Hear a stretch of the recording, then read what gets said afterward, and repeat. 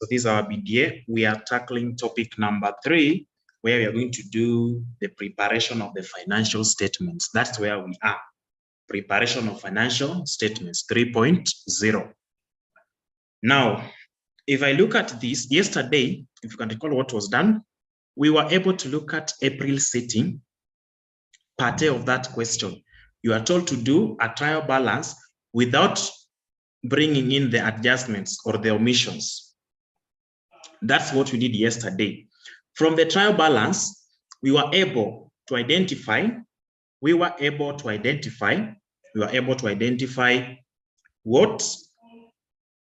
the items that should have debit balance, those that should be having credit balance. So we were just given general figures without any arrangement.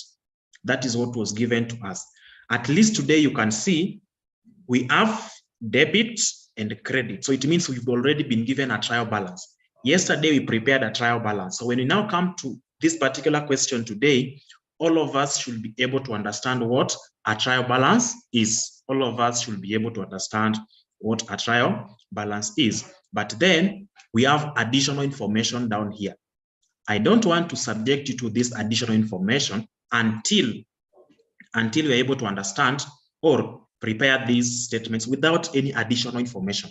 We are just given a trial balance. So we have Baraka Limited.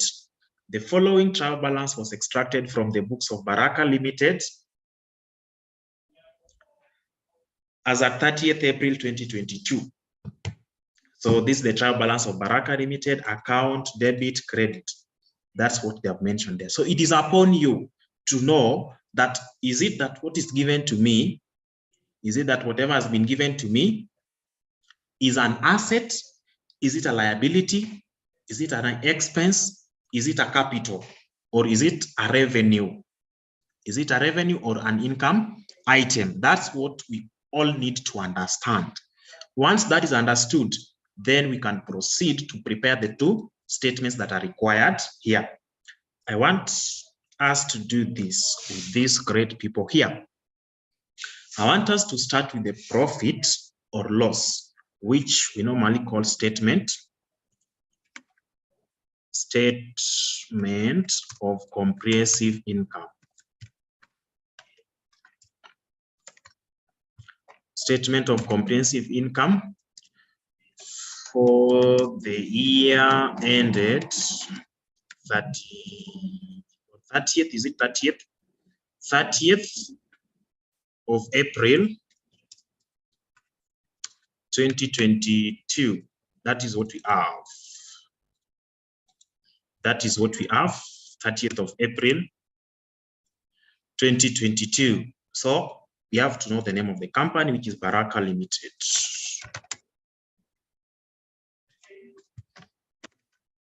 Baraka Limited. Statement of comprehensive income for the year ended 30th April 2022. So that's what we have. Now, when we are going to prepare our statement of comprehensive income, we need to know what are the items that you're going to have here. The first thing that we should look for, is there someone who can help us to identify? So let's just analyze this first. We have land and buildings. So land and buildings, if it is given at cost, we expect something called accumulated depreciation or depreciation expense for the current year so that we get the net book value. We have fixtures and fittings, that is non-current asset. Machinery and equipment, non-current assets. Inventory is a current asset. Debtors control, that is the debtors, is 0. Bank, current asset. Capital is equity item, so we have it there. Loan, that is a long-term liability. Creditors control, that's a current liability. Sales, that's a revenue or income item. We have sales returns. Yes, we sold goods, but customers have returned back some goods to us. Cost of goods sold, we have it there. So once we have cost of goods sold, they have not given us purchases. So it means they have already worked out the purchases. But then in our yesterday's discussion, when we were looking at April 2023 setting, question number 25 from 1, we were able to see on how to calculate the net cost of goods sold. We were able to have purchases there, returns outwards, carriage inward, discount received, such kind of things. We were able to look them or use them and see on how we can arrive at the net values of both purchases and revenue. We have advertising costs, that's an expense, membership fees expense, water and electricity, telephone expense, salaries and wages expense, interest paid is an expense. So it is just as simple as we are seeing it here. I want us to use this simplified thing to calculate everything. That is the statement of comprehensive income and also statement of financial position. So what will be our first item in the profit or loss account? What will be our first item? What will be our first item? So Fozia is telling us that the first item which you are going to have here is sales. So let's have the sales. So we're going to have sales. Of course, I'll just pick it here because I'm having the advantage of Excel. I just extract it from this particular point. That is sales. So this sale is not the net value. There are some goods that were sold, but the customers returned them. So what are we going to do? Less sales return. Less sales return. Less sales return, which is equivalent to, so if you look at this, we have 50, but this 50, remember it is a positive. Our statement is saying that we less sales return. So what are we going to do? Indicate equal and negative, then you refer to 50. It will give you negative 50. So any other thing that will be affecting our sales omitted item, we don't have any additional information. So what do we call it? This one here, net sales. So that is the net sales value. That is the difference between those two, which is 47,980. So that's our net sales value. Then after getting sales there, we are now going to look at the cost of sales to get gross profit. So for us to get cost of sales, it is opening stock, add purchases, less returns outwards, add carriage inward to get cost of goods available for sale. And then we subtract the closing inventory for us to be able to get cost of goods sold. But this person here, or in this particular question, all that was done. The only thing we are given here is the cost of goods sold. So let's bring our cost of goods. Cost of goods sold, we are able to see it is equivalent to this. But because we are going to less it, for us to get a gross profit, you can just have it here or indicate a negative against it. So our gross profit is equivalent to net sales minus cost of goods sold. That is the gross profit. I don't want to proceed beyond that point before I confirm that we are together. Just confirm to me that all of us are having 34,920 as their gross profit. That is what I want you to confirm to me, that all of us are having 34,920 as their gross profit. Okay, we don't have any other income. The revaluation gain to be under the comprehensive income. We don't have gain on disposal of an non-current asset. We don't have discount received. We don't have income from rental houses. Why are we lessing cost of goods sold? Yes, Ododa, that is a good question. So yesterday, we normally get our net sales. How do we get gross profit? It is the sales minus the cost of goods that we've sold. Those costs are directly related to the goods. So, for example, we are going to have opening stock. Opening stock, then we add purchases, when you take just a simple one here, then we add carriage inward. We add carriage inward, then we less return outward. Return outwards for us to be able to get cost of goods available for sale. Cost of goods available for sale. So once we get the cost of goods that are available for sale, we did not sell everything. There were some that were left in our stock, and that's why we call them less closing stock. If that is done, then we'll be able to get what we call cost of goods sold. Cost of goods that were sold. Is it now making sense to you, Ododa? So the cost of goods that were sold, we are getting by working out all this information. Is it now making sense? Okay, so that's done. So after getting our gross profit, because we don't have any other income item, we are going straight away to operating expenses. We just indicate expenses. We are going to expenses, and the first expense item that I'm able to see here, I want you to mention them as I write them down, because by doing that, I will be able to know whether we are understanding something. We are able to extract information from yesterday's discussion and bring it here. First expense for this particular question. Our first expense, we have advertising. We have advertising, so we can have it at this particular point. Advertising is equivalent to this value. So as you mentioned, you write it down. We have membership fee. We have membership fees. I can just come and bring mine here. But what I want us to do is to refer to those figures. So just say we have membership fee. I come and pick it from this point. After membership fees, I'm able to see water and electricity.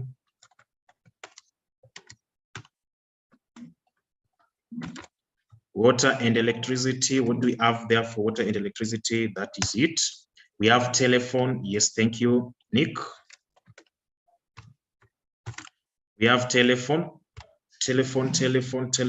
expenses. That is it. Salaries and wages. Salaries and wages, we have it there as 28,000. Interest paid. So remember, in some questions, they'll just give you the interest rate. They will not give you the interest paid. So it's upon you to know the amount paid, to know the accrued amount, what to put in the profit and loss account, what to take to the balance sheet under accrued expenses. We should be able to know all that. So once we have the interest paid, do we have any other expense that we've left out? Do we have any other expense that is left out? Believing that there is none, we can get the summation of these expenses. We can get the summation of these expenses. And then from there, we are able to get our net. We're able to get our net profit. Net profit is equivalent to gross profit less interest paid, less total expenses. So we have it there as our net profit. Of course, it is net profit or loss. And since that is a negative, we are going to have our net loss. That is the net loss value. That is the net loss. That is the net loss value. Now, here, remember this one here is not always taken to our balance sheet directly. No, we don't always transfer this figure to our balance sheet directly. What we do, this is the loss or profit for the year. So this is loss. It is net loss stroke profit for the year. In that particular year, that is how the company did its transactions. But then we are going to do what? We are going to add Can someone tell me what you are going to add here? If you really did FR, FA, then there's something that we need to add. What are we going to add here? Other comprehensive income, yes. We are going to add other comprehensive income. That's good. And then once other comprehensive income is added, of course, that's what will give us the net profit for the year. Then we are going to add what we call retained earnings. Retained earnings brought down or brought forward. So once, if we had our retained earnings brought down there, we write it. So for our case, it is 0, so that we get what we call retained earnings carried. Discount received, that's an income, so we could have placed it under other income, maybe below gross profit for us to get other income. Then we are going to get total income. Could have placed it up here. So as you always transfer your balances to the statement of financial position, know very well that you will not take profit for the year. You will take retained earnings carried down, which is the summation of profit for the year and also retained earnings brought down. So this is our figure. It happens that retained earnings brought down is 0, and therefore this figure is the same as what we have here. But what we are transferring is not net profit or loss for the year. We are transferring retained earnings carried down. Tuko pamoja? Are we together? Are we together up to this particular point? Are we together up to this particular point? Okay, if that is making sense to all of us, then I want us to move forward to prepare statement of financial position. I want us to move forward to prepare statement of financial position. So I can just have maybe this information here, and then I call it statement of financial position. Statement of financial position, where the question only asks for.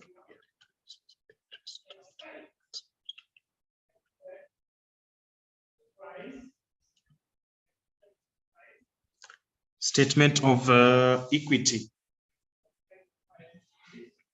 Statement of changes in equity, we don't need that. We don't need statement of changes in equity here, because the examiner requested you to prepare the two. Statement of equities, no, we are not going to prepare it here, unless you are going to maybe prepare the published accounts, something of that kind, which is also having a different format. So statement of financial position as at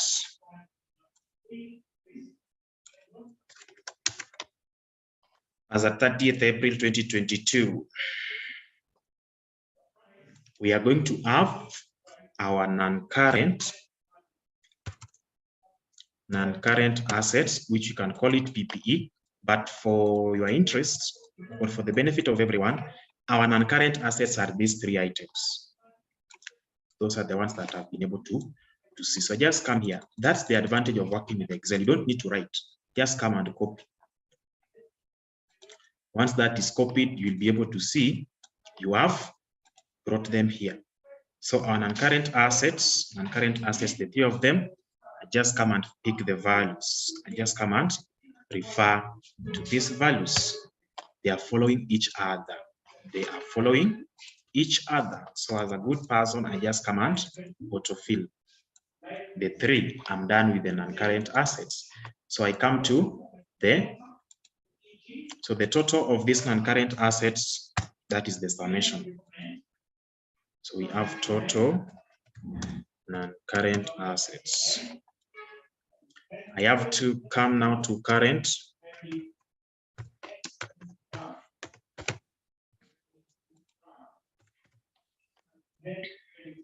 Current assets, the first thing there is inventory.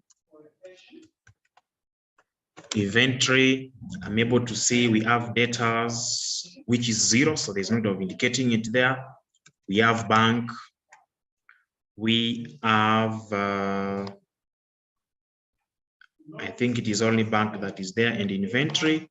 So we come and extract the two values of inventory, and then we get the value for bank. That is it. So total current assets, total current assets, the summation of the two, and then we get total assets. Total assets now will be the summation of total non-current and total current assets. So that is the total assets, which we expect to be balancing with what we are going to get under financed by equity and liabilities. Equity and liabilities. Equity, there's a question here. Debtors control, the figure is 0. So if it is 0, there's no need of bringing it here. It will have no impact. It will not affect the balancing figure of this. So equity and liabilities, we start with equity. We start with equity. We start with equity. And our first item for equity, we have capital. We have capital. Then we bring in reserves. We bring in reserves. We bring in reserves, and reserves here, that's where we have revaluation reserve, general reserve. That's where we have share premium, which is not here, So if that's not there, we also have retained earnings or revenue reserve, which is what we now extract from this point. So what I was talking about, this is what we bring. This is what we bring to this particular place. It is the reserve that we are talking about. So capital, we pick it from which point? Here is the capital. And then retained earnings, which happens to be our negative figure, that is it. If there is no any other reserve, then we call it shareholders. Shareholders equity. Shareholders equity is the summation of everything that is here. That is capital plus any other reserve. So these are our shareholders equity. Then we come to liabilities. The liabilities, now you're going to have non-current liability. Non-current liability, I want somebody to tell us the non-current liability that we have here. Somebody to tell us the non-current liability.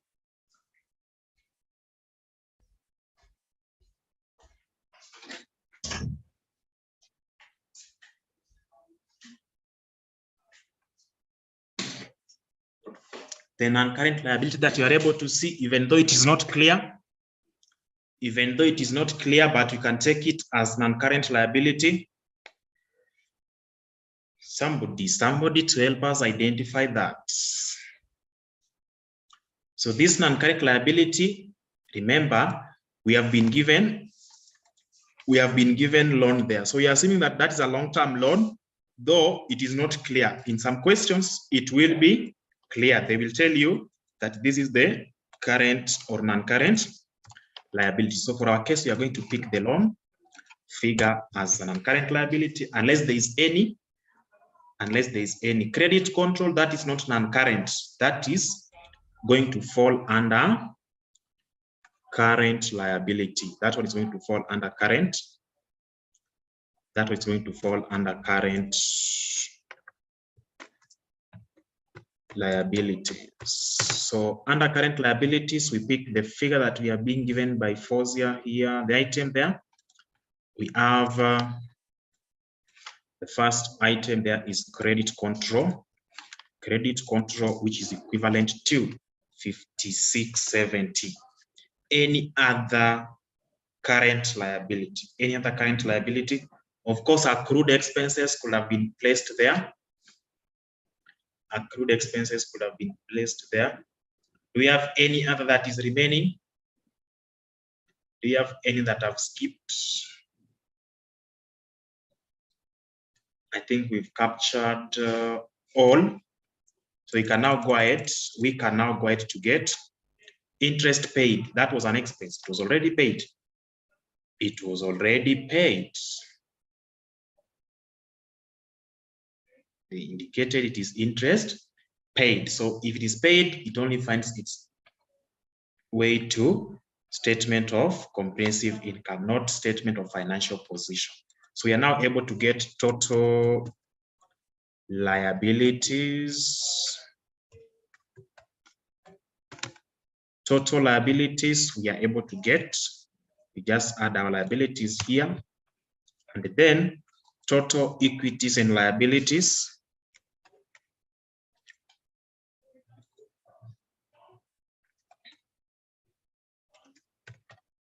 Total equities and liabilities should be the summation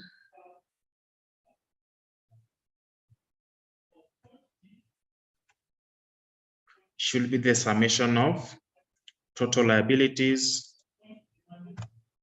and shareholders' equity. If I add that, I should be able to get total equities and liabilities, which becomes the balancing figure under this section. So if we get the summation of total equities and liabilities together, compare that with the total assets, is it going to balance? Are we going to have a zero difference? So I get the difference between these two. I get the difference between those two, and it confirms that it is zero. So these figures are equal and the same. What does it imply? It implies that our balance sheet is perfectly balancing. Our balance sheet is perfectly balancing based on the information that we've extracted, from this simple trial balance. From this simple trial balance. Are we together? Are we together? Are we together? Are we all getting these balancing figures? Are we all getting these balancing figures? Are we all getting these balancing figures? Yes. Okay, so if that is done and it is understood, I want us to now move to another question where we are going to apply the concept which we learned yesterday. What are these concepts? Depreciation. So we are now advancing. Remember yesterday, we were given the depreciation value. Today, we are given the depreciation rate, and we are expected to do what? To use that rate to get the depreciated amount. And then from that point, we should be able to get net book value, which will be transferred to our statement of financial position. So to that effect, I would like us to move to this particular point. Yesterday, we prepared a trial balance. So in our today's discussion, you're able to see that we are only given trial balance and some additional information. This other one, there was no any other additional information. But to this, we were given, or we have been given additional information down here. But what are they giving us at the start? A trial balance. So we all know what a trial balance is. So this is what we have. The following trial balance was extracted from the books of Bahati Limited as at 31st of March 2023. So we have ordinary share capital, 10% preference share capital, then share premium, 8% debentures, accounts payable, accounts receivable, sales, purchases. You're able to see where they are placed. Bank overdraft, that's a liability. Discount received, income item. Discount allowed, expense item. Buildings at cost, that is non-current asset. Fixtures and fittings at cost, that's an asset, and of course non-current. Accumulated depreciation, the reduction in value of the non-current assets due to wear and tear or due to usage. And the next item down here, we have inventory at the beginning of the year. And then if you're given inventory at the beginning of the year, you're able to see we now have purchases. So what are we going to do? We are going to calculate the cost of goods sold by ourselves. They have not given us that. We have to calculate it on our own. Then we have return outward. We purchased goods and returned them. So it's going to reduce the value of purchases. Director's fee, those are now expenses. Administrative expenses, selling and distribution. Bad debts written off, those are expenses. Allowance for doubtful debts at the beginning of the period. That is provision for doubtful debts. Retained profit as at 1st of April 2022 is this figure. But when is the financial year ending? 31st of March 2020 or 31st of March of every year. So this is what we call retained earnings brought down. In this question, our retained earnings brought down. Our retained earnings brought down was 0. In this other question, it is not going to be 0. It is going to be 90/50. So I believe we've now seen what we have just discussed sometimes back there. Investment at fair value. Investment at fair value, that is now the financial assets. The financial assets are not being depreciated, but you just look at the fair value at the end of the year. Is there increase or is there decrease in the fair value adjustments of these particular assets? So if there is increase, of course, that's going to be a gain. We take it to the section of other or CI. Then we now look at the additional information. So the first thing that you need to do is your trial balance balancing. That's the first thing. If you're not given this total, you have to confirm. You have to confirm. So when you talk about fair value or DODA, if you look at the fixed assets, we are given the depreciation rates or the depreciation amount as to the other question. But then the investments are now given to us, or they are being valued by an expert who knows how to. For example, if you want to know the value of a motor vehicle, or you want to know the value of a piece of land, then you take a surveyor who will tell you that this piece of land, if you sell it as at today, it should range between this given amount. So we don't have a fixed rate to depreciate our asset or a fixed rate to appreciate our asset, for example, land, but you just look for a valuer to tell you the value. So the amount or the value that they're going to tell you at that particular time, at the end of the financial year, is what we call the adjustment, the fair value. So if that fair value is adjusted, you compare the fair value at the beginning of the year with the fair value at the end of the year. Is there a difference? That difference, is it a positive or a negative? Then that we now see on how to treat the two, either the positive or the negative one. Is it now making sense to you? Is it now making sense to you?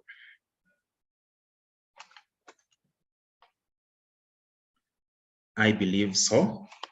So we have additional information here. The company maintains a gross profit margin of 20%. Then as at 31st of March 2023, accounts receivable balance included 250,000 due from a customer who had been declared bankrupt. So the accounts receivable is going to be reduced because it includes a given amount for a customer who is not going to pay. So the bad debts written off is going to increase by 250,000. It is going to reduce our accounts receivable. It is going to reduce our accounts receivable. The allowance for doubtful debts is to be adjusted to 5% of the accounts receivable as at 31st of March 2023. The accounts receivable value that we are going to subject to this 5% should be the net amount. So we first of all get our accounts receivable we subtract the bad debts written off, or the doubtful debts that has been written off, this 250. The amount that is remaining is what we subject to 5%. That 5%, we compare the 5% with, the provision. So will there be an increase or decrease in the provision for doubtful debts? If there's increase in provision, it means it is more than the provision. So that will be an expense. The difference will be an expense. If it is going to be less than the provision, then it means the provision was exaggerated, and therefore we call it now an income. We put it under income. As at 31st of March 2023, administrative expenses accrued amounted to 175,000, while prepaid selling and distribution expenses amounted to 75,000. The company paid interest on debentures for the year ended 31st March 2023 on 5th of April 2023. The financial year ends on 31st of March, but interest is being paid on 5th of April 2023. So what are we doing? It means as at the last day when the financial statements were prepared, these people are not paid the debentures or the interest on debentures, and therefore it becomes an accrued expense. So it will be there in the income statement as an expense, and also in the statement of financial position as accrued liability or accrued interest. The depreciation is to be provided as follows: 2% per annum on cost. Then fixtures and fittings, 10% per annum on reducing balance basis. The company's directors propose that the preference dividends be paid. The preference dividends, remember, they are subjected, or they are supposed to get a fixed dividend amount, a fixed rate. And you're able to see here that it is 10% preference share capital. So 10% of the preference share capital value is what will give us the dividend amount. So they proposed that the dividends be paid. They just proposed a dividend of 10% on ordinary shares be paid, and then shillings 2,500 or 2,500,000 be transferred to general reserves, other reserves. When we transfer this to general reserves, we are going to reduce the retained earnings carried down to be transferred to the statement of financial position. So by just doing that, by analyzing that, I think we are now ready to move with speed and calculate these 2 or 3 items required. That is the value of inventory, and then statement of profit or loss for the year ended 31st of March 2023. 31st of March 2023.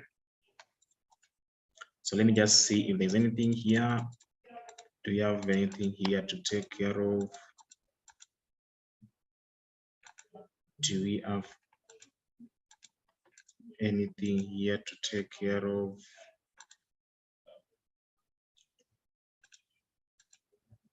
Okay, let me make it to be here for us to do away with this column.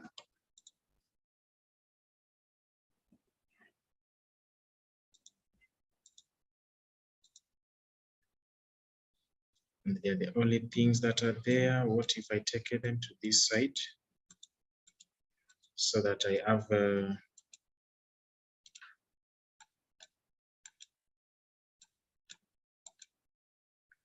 so that I also do away with this other one.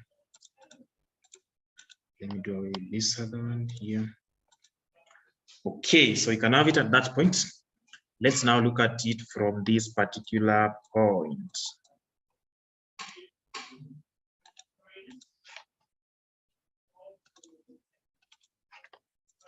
Now, let us look at it from this particular point. the first thing that I want us to do is to get the value of inventory as at 31st of March 2023. The value of inventory. So they purchase some goods. So the inventory, the closing inventory, how do we get closing inventory?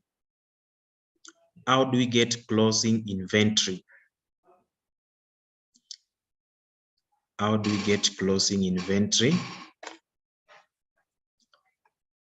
How do we get closing inventory?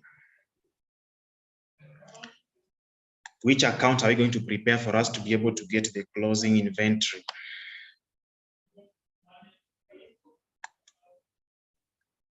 Which account?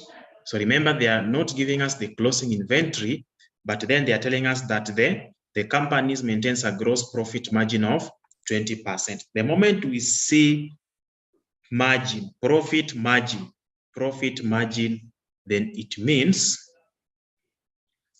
it will always be divided by, the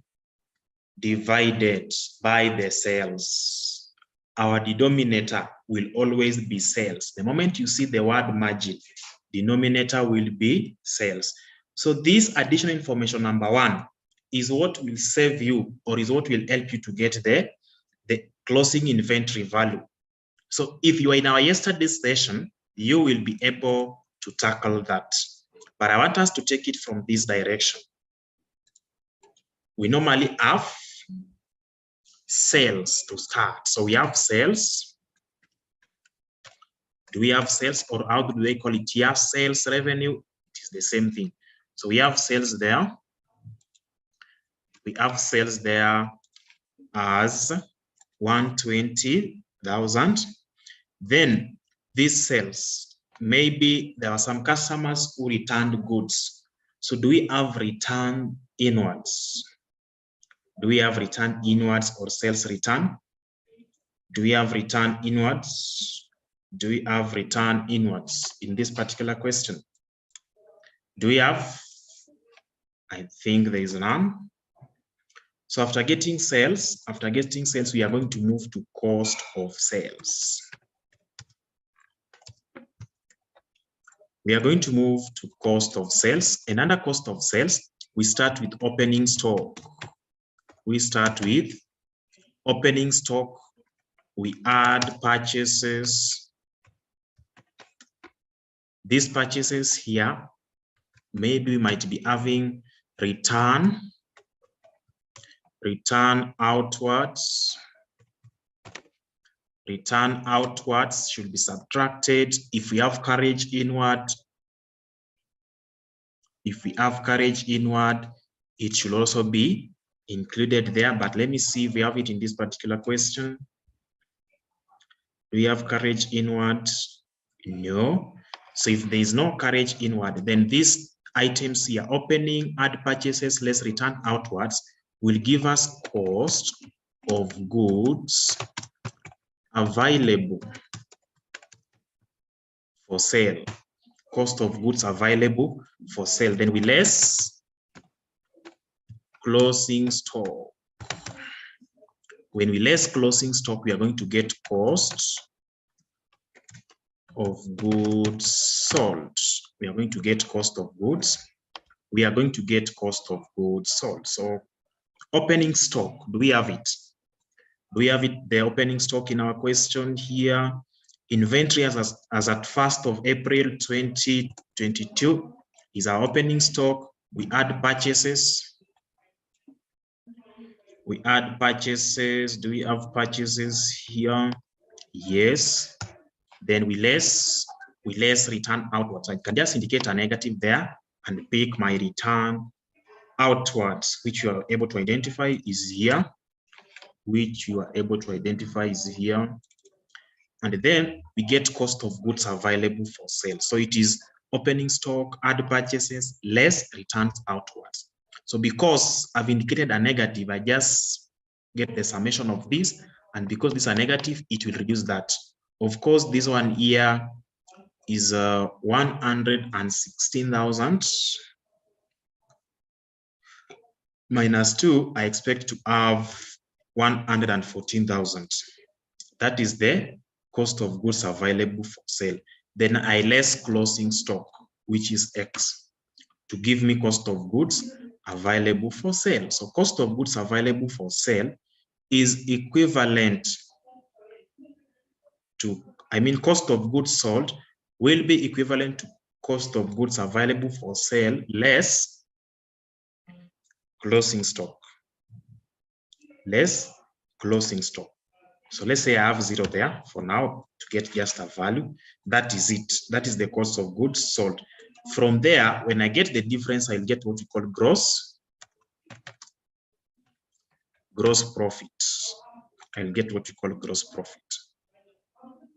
So gross profit is equal to sales. I want to take sales minus cost of goods sold. So this is the sales minus cost of goods. Sales minus cost of goods sold. It is giving me gross profit. But gross profit margin, what have I said that gross profit margin? Gross profit margin formula. Gross profit margin, it is going to be gross profit over sales, and not just sales, net sales. So gross profit margin is equivalent to, what are they telling us here? Gross profit margin is equivalent to 20%. Gross profit margin is equivalent to 20%. So this value, this 60, this one here, this 6,000, it should be 20% of sales. It should be 20% of sales, which means our cost of goods sold should be the remaining percentage. If I add these two, if I add gross profit back to cost of sales, I should be able to get my sales value. So the other portion that is missing before I arrive at gross profit should be the cost of goods sold. It should be the cost of goods sold. Now, I want somebody to help me understand what will be the cost of goods sold if gross profit margin is equivalent to 20%. So what is 20% of the sales value? Our gross profit here, we are being told that it should not be that 6,000. It should be 20% of the sales. So it is 24,000. My question now is, what should I subtract from 120,000 to get 24,000? What should I subtract from 120,000 to get 24,000?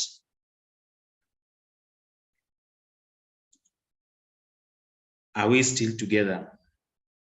Are we still together?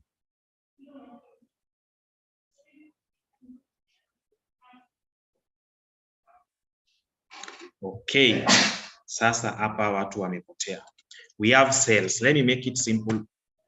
We have sales, then we have cost of sales.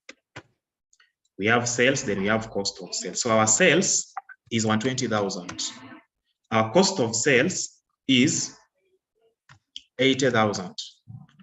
Our gross profit will be automatically 120,000 minus 80,000 to give us 40,000. I believe we are now getting this. Sales minus cost of sales will give us gross profit, which means this cost of sales and the gross profit, if you add them together, they will give you the sales value. But now we want to express them as a percentage of sales. We want to express them as a percentage of sales. So what percentage of sales do gross profit represent? What percentage of sales do cost of sales represent? If I want to get the percentage of the ratio, I will take sales divided by the sales value. If I want to get this, I will take, no. If I want to get the ratio, it is going to be, let's check the formula for our gross profit margin. It is gross profit over sales. If I want to get cost of sales ratio, it is cost of sales over sales value. If I want to get gross profit ratio, it is gross profit over sales value. So these are the percentages, which are, so just come and insert the percentage. So we are able to see them there. Well, let me just reduce it to that point. So these are the percentages we are talking about. And this gross profit ratio is what we call the gross profit margin. Is what we call the gross profit margin. That is what we call the gross profit margin. It is that gross profit divided by the sales value.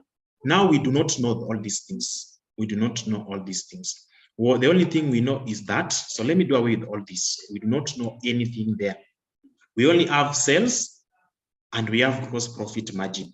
So if we take gross profit, we divide by sales, we are going to get 20% or 0.2. Gross profit X over 120,000 is equal to 20% or 0.2. Now, if I want to get X, what am I going to do? If I want to get X alone, X over 120,000 is equal to 0.2. What am I going to do? I'm going to multiply both sides by 120,000. Therefore, my X will be equivalent to 120,000 is equal to 120,000 times 0.2. And that 0.2 is this 20%. So what am I having as X? 24,000. What was this X? It was the gross profit. So I come to the gross profit section here and put my 24,000. If gross profit is 24,000, so here, my gross profit here is 24,000. And how was I arriving at 40? I was taking 120 minus 80 to give me 24. So what will I have here for me to get 24,000? I will take 120 now minus 24 to give me the real cost of sales is equal to 120 minus the gross profit, because I've been given it here. So I'm working backwards. I'm working this backwards to be able to get the cost of sales. So you are able to see that my cost of sales is 80%. My gross profit margin 20%. That is what the examiner has given you. So we've known our gross profit is 24,000. Our cost of goods sold is now the difference between sales and gross profit. So it's going to be 120 minus 24,000. Tunapata 96. Cost of goods available for sale is 144,000. For me to get cost of goods sold, I will subtract closing stock. 144,000 minus unknown should give me 96. So what is this unknown that reduces 144 to 96? What is this unknown that reduces 114 to 96? Yes, let's see that. Let's see that if we will be able to calculate it. Let's see. What is it that we are supposed to take away from 114,000 to arrive at 96,000? 114 minus 96, we have 18,000. So if I take 18,000 away from 114,000, I'll be able to arrive at 96. I'll be able to arrive at 96,000. So I simply come here and say 144 minus this 190 or minus 96, I'll be able to get the real figure, the 18,000 that I'm looking for, that closing stock. So this one here is what you are required to calculate in part 1 of this question. is what you are required to calculate in part 1 of that question, because you know it will be a balance sheet item. It will be a balance sheet item which we need to have in place. So are we now okay? Are we now okay with the first part of the question? If a question is given to you tomorrow, you are given closing stock, you are given cost of goods sold, but you are not given opening stock. Will you be able to do that? Will you be able to calculate for us the opening stock? Okay, so it means we've been able to understand what was required there. So once that is done, the gross profit margin will not be useful to us. We are not going to stop at this gross profit. We are only going to stop at that gross profit. So we now proceed. After gross profit, do we have any other income? Do we have any other income? Other income, we have discounts. Discount received. Discount received. You're able to see the 325. That is the discount received. Any other income that is here? So any other income? It should be on the credit side. Do we have any other income here? These ones here are capital or equities. Here we have a revenue item. Only have that. Bank overdraft, that's a liability. Then discount received, I'm able to see just that one. Any other income item? Any other income item?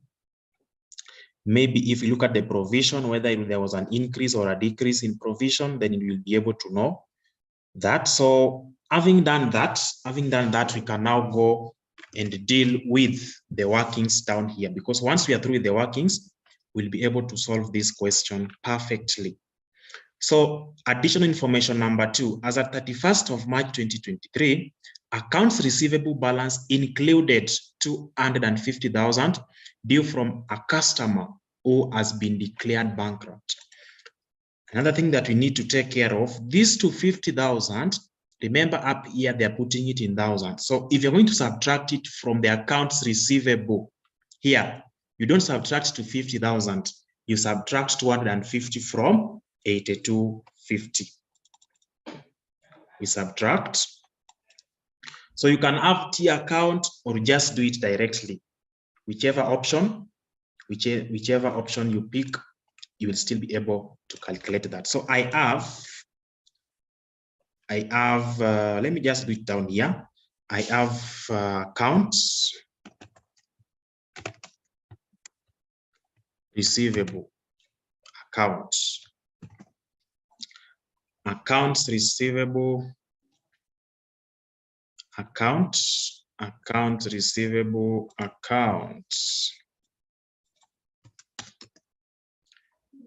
So let me just have it here. Let me just have it here.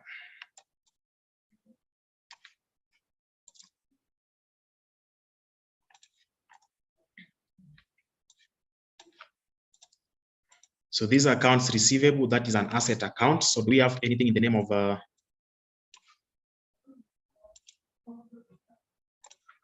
you have anything in the name of balance brought down?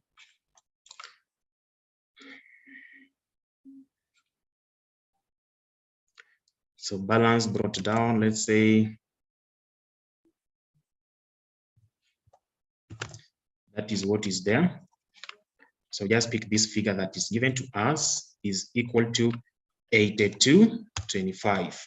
So out of this, there's a customer who is being declared bankrupt. They are not going to pay this amount that we expect them to pay.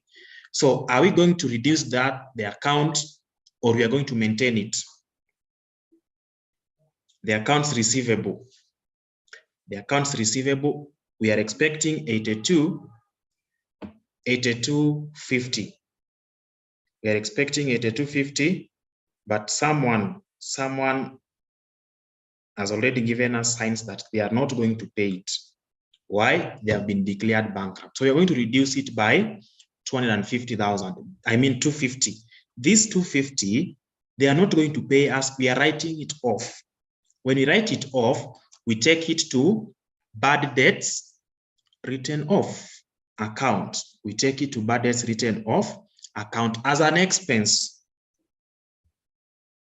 So we take it to bad debt written off expense account, and then in that particular expense account, it will be transferred to the profit or loss account as an expense. So we are going to have here to bad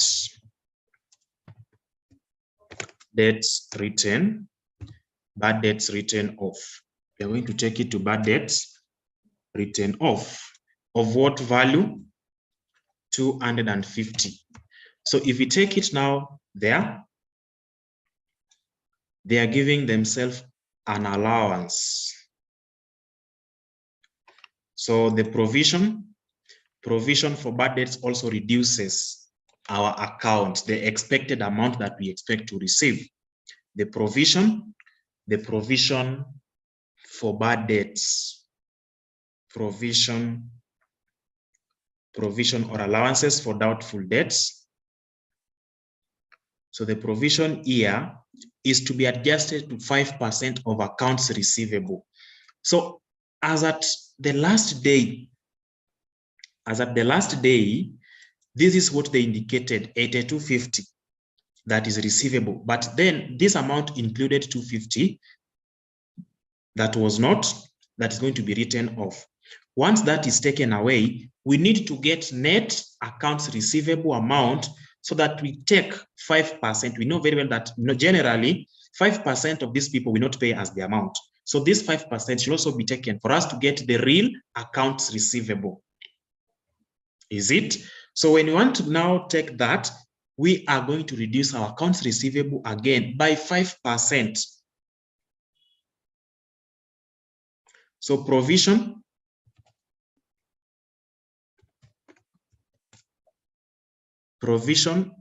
for bad or doubtful debts. It is either bad or doubtful debts. So provision for bad or doubtful debts, we are being told that it is 5% of the net. It is 5% of the net debtors value. So the net debtors value is equivalent to what was there at the beginning of the year or at that point minus what will not be paid in the name of a bankrupt debtor. That value which we are going to get, we are having 8,000. This 8,000, we only need to get 5% of it is what will not be paid. 5% of that amount will not be paid by these people. So it is 400. This 400 will reduce our accounts receivable. So it means what we are going to take to the statement of financial position as the net accounts receivable is now the balancing figure. So I want you to give me the balancing figure. The balancing figure, so that both sides, of course, I'm able to see this side is more than this. So I particularly bring it down here. I bring it down here. But then I need to have 8250 both sides. I'm already having 650. So to balance the account, what do I need to do? To balance the account, what do I need to do? I will take this minus what has been taken away. So my balancing figure is 7600. So if I go to the statement of financial position under current assets, in the section of accounts receivable, I am going to insert 7,600 as my value. I am going to insert 7,600 as my value. Is it now making sense to somebody? Is it now making sense to somebody? Is it now making sense to somebody? So that is what we need to do. But then this is what has been adjusted. The 5% of the net account receivable amount is 400. Let's go to the provision. Let's go to the provision at the beginning of the year. At the beginning of the year, they add an allowances. The allowances for doubtful debts as at 1st of April was 450. But then the real doubtful debts that they are having here is 400. So is it an increase or decrease? Is it an increase or decrease? Is it an increase or decrease?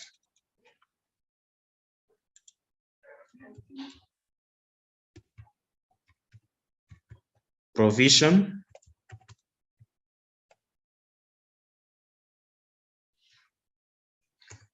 Is it an increase? So that is brought down. We can call it that.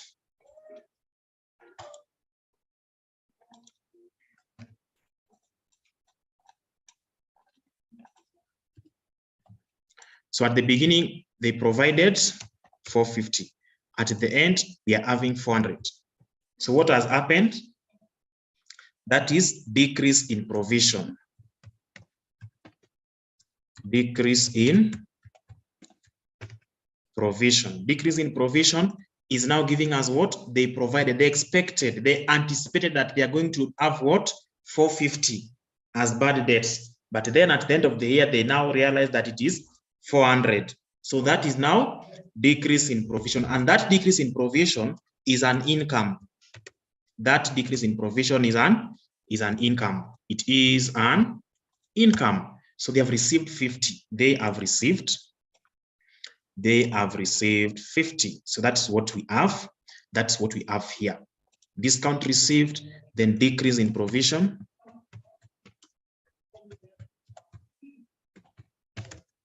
Decrease in provision.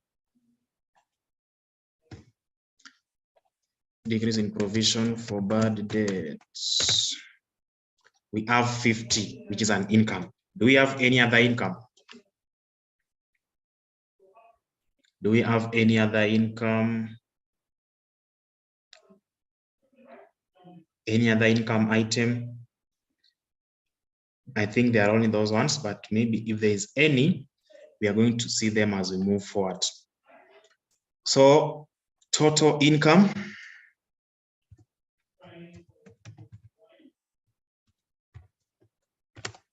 Total income will now be the gross profit plus other income. That is our total income. We come to the expenses. Expenses section. Expenses section here. Do we have any expense that is touched under additional information?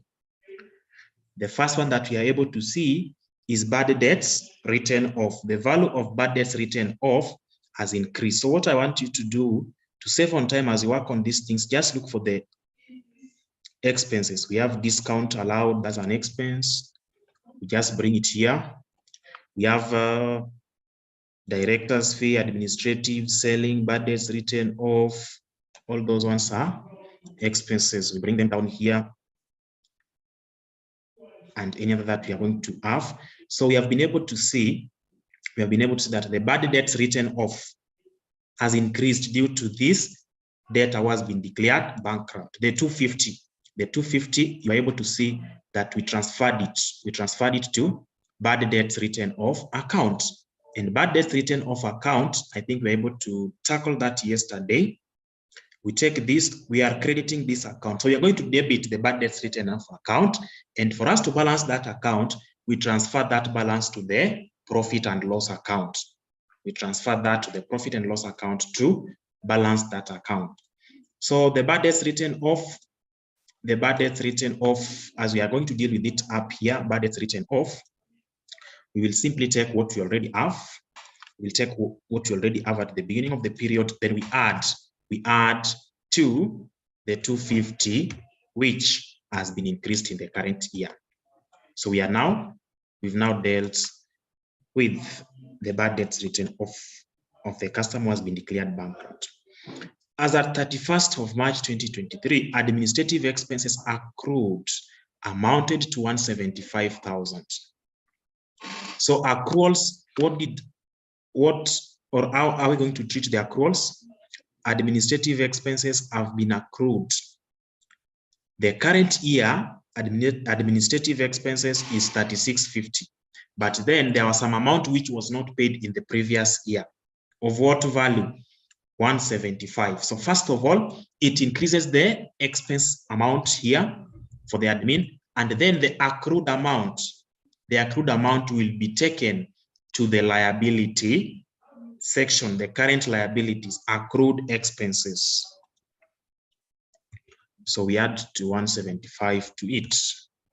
That is administrative expenses. Then we now move to, while prepaid selling and distribution expenses amounted to 75. So selling and distribution expenses have now been paid in advance. The expense for the current period is 41.75, but then there was some amount which were paid in advance.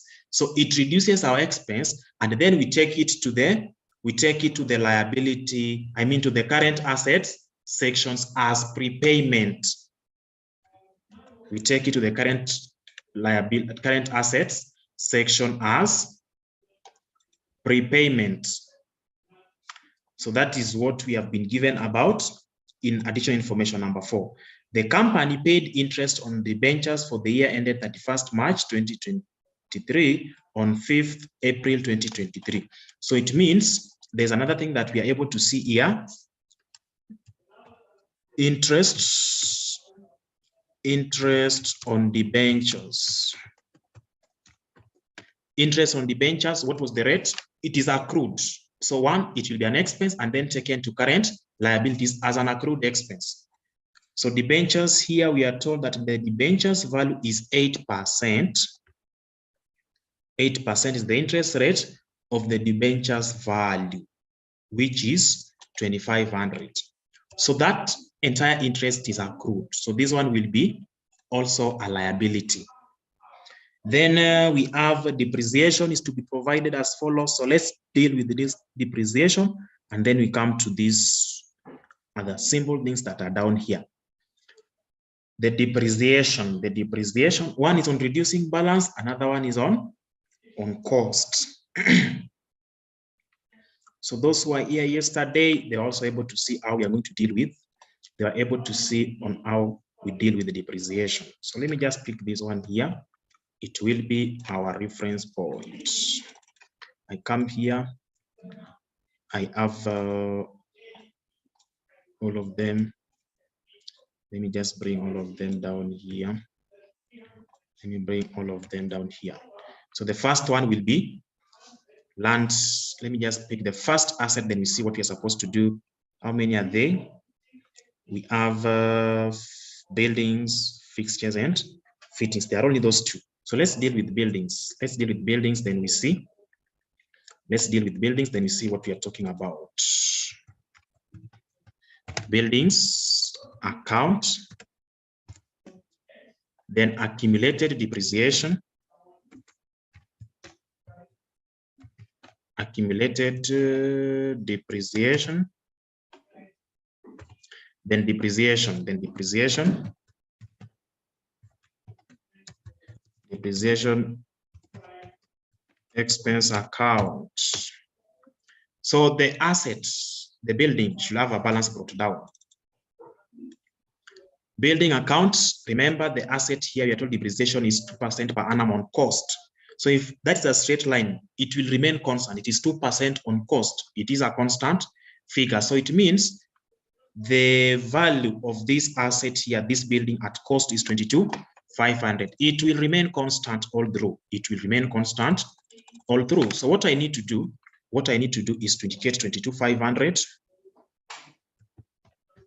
That is the balance brought down. Then balance carried down, because I'm maintaining the account at cost. It will not change.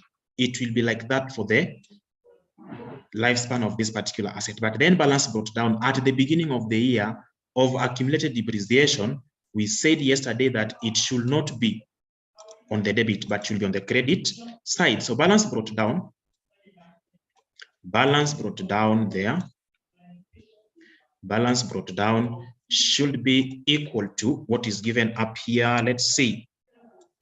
The balance brought down for the accumulated depreciation as at 1st of April 2022 is 6250. So I simply come down here and indicate my 6250. From this 6250, I should be able to get the depreciation expense for the year. I should be able to get depreciation expense for the year. How do I get depreciation expense for the year? We are told that it is 2% of cost. It will not change. So is equal to 2%, is equal to 2% of cost. Where is the cost? The cost of that building is this one, which does not change. So that's the depreciation expense for the year.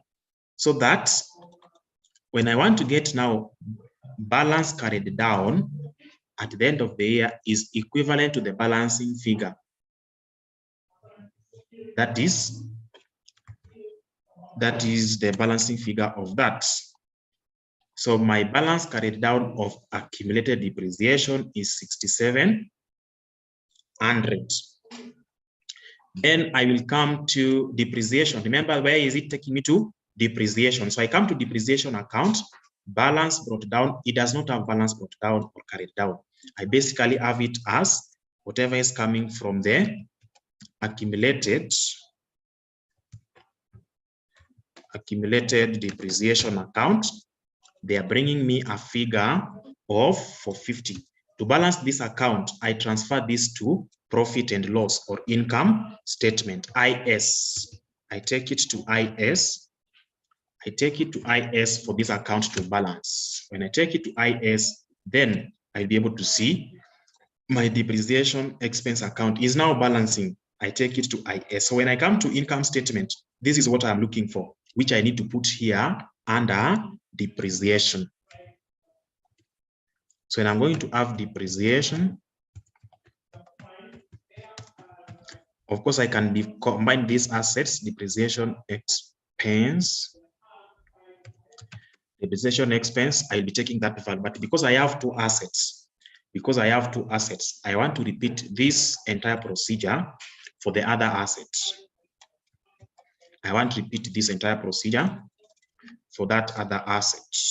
Control V.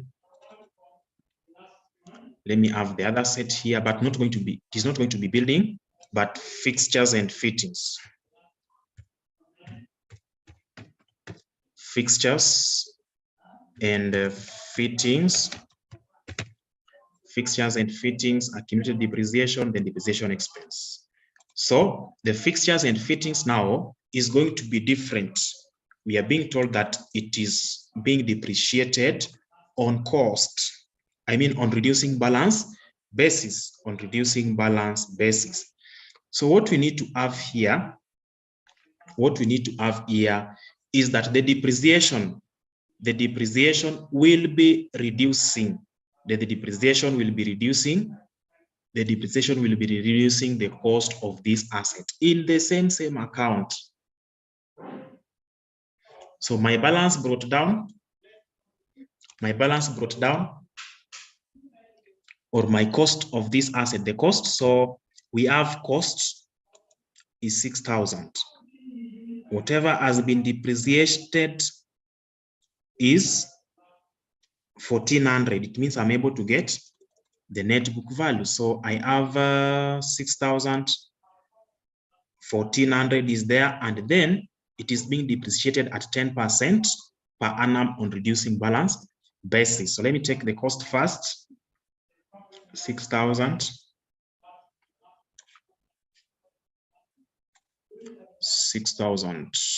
Let me bring it here. 6,000. Then this 6,000 here is the cost, but it has been depreciated. It has been depreciated up to or by 1,400. So our balance brought down in this account, the net book value of this asset,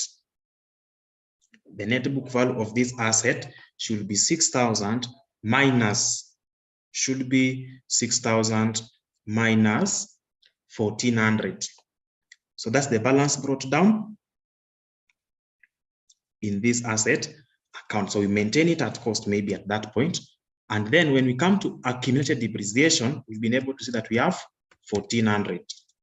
We'll be able to have 1,400. Depreciation expense for the year, we are told that it is 10% on the cost, on the net book value, not cost. It is 10% on the net book value as at that date. So it will be 10%. It will be 10% times net book value. Net book value will be the cost, will be the balance brought down as at the beginning of the year, will be the balance brought down at the beginning of the year, minus the accumulated depreciation at the beginning of the year. So if I do that, I'll be able to get depreciation expense of this value. Balance carried down is now the balancing figure there. Then I get my value. Depreciation expense will be this 460, which I will be taking to income statement. So once I've dealt with those two assets, I can now proudly come to this section here and insert the depreciation expense for the year. So depreciation expense will be equivalent to, I come to depreciation expense for the building. This one here is what I'm taking to income statement. And then I add to what I'm supposed to take to income statement for fixtures and fittings. So that is what I was required to do for depreciation expense. What next? After depreciation, I'm told the company's director proposed that the preference dividends be paid. They just proposed that the dividends or the preference dividends be paid, and then the dividends of 10% on ordinary shares also should be paid. 10% on ordinary shares. So the preference, so dividends,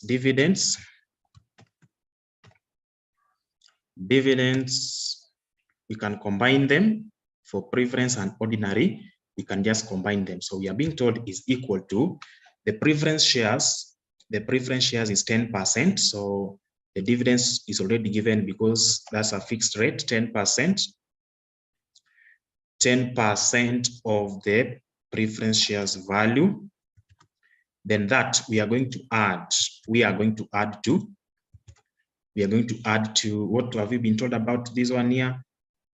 A dividends of 10% on ordinary shares be paid. So this one also they have decided to put it 10% plus 10% of the ordinary share capital. That is the dividends that they have proposed to be paid. It has not been paid, they have just proposed. So what is it telling us? We are going to have dividends payable in the statement of financial position under current liabilities.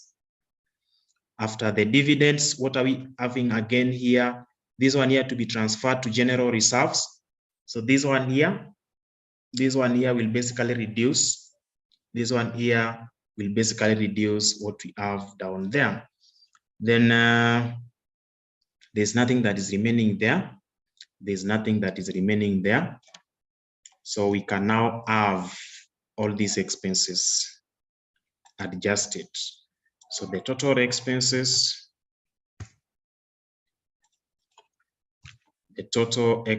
will be these ones here, and then we get profit for the year.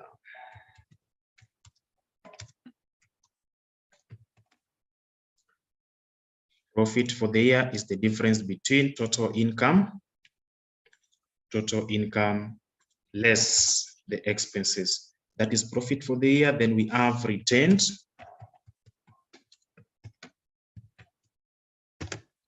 earnings brought down. Retained earnings,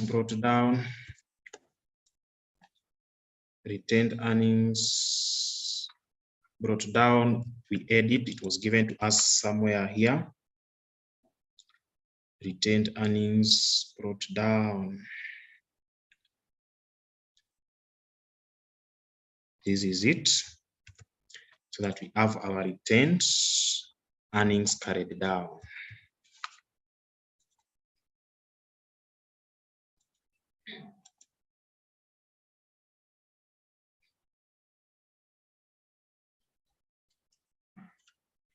So when we add that, that is 22,390. Let me see, somebody saying here, par value of 10. Yes, the par value is 10, but they have not said it is based on the par value. They are telling us that a dividend of 10% on ordinary shares to be paid. It is 10% on the ordinary shares, and ordinary shares is 15,000. Ordinary shares is 15,000. Hiyo iko sawa? Is that clear? Is that clear?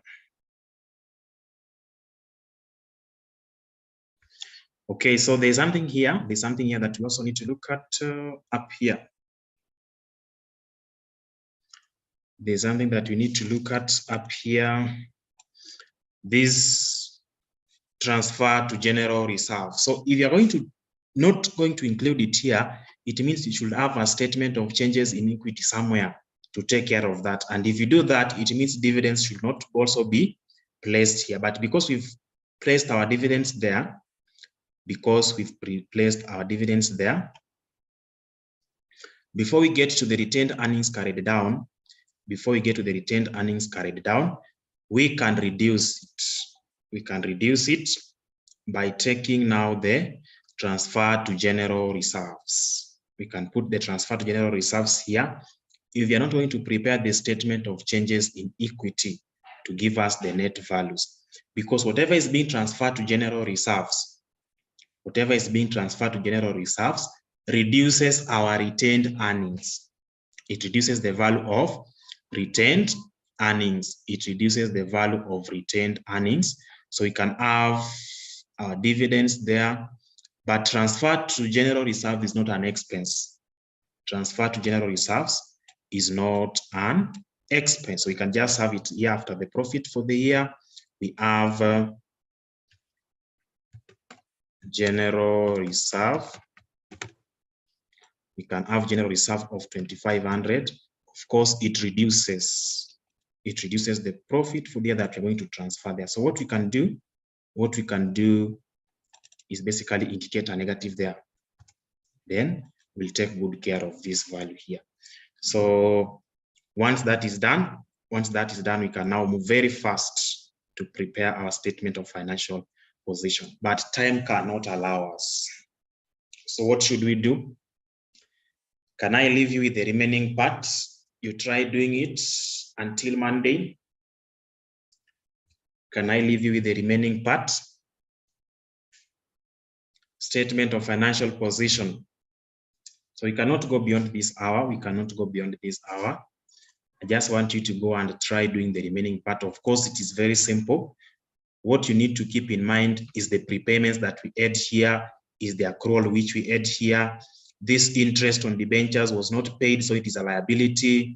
These dividends have not been paid, they are provisions, so you are going to put them under current liabilities. And then this general reserve is going to be in the equity section. We have also to put it there to reflect. It has to be reflected there, because remember, it should be reducing. This profit for the year only that we are distributing it, some portion is going to general reserve. So you've seen the effect here. We have to take it back to general reserves. Yes, please, but you need to be sharing the recordings. Can someone tell us if yesterday's recording was not provided? It was provided actually.